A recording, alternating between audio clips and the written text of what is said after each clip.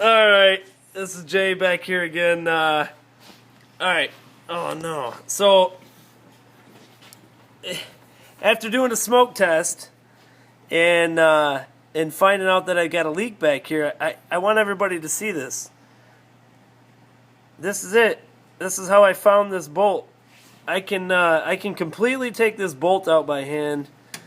I didn't even have to use anything. Look at, here you go. You want your bolt? You can have it. So if you've got a Jeep and you've got some idle problems because you got a vacuum leak somewhere and you can't find it, and you think you've been through everything, smoke test works for sure.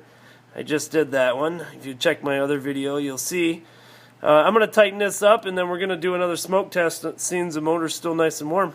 But I thought I'd share that with you guys. Tighten your bolts up.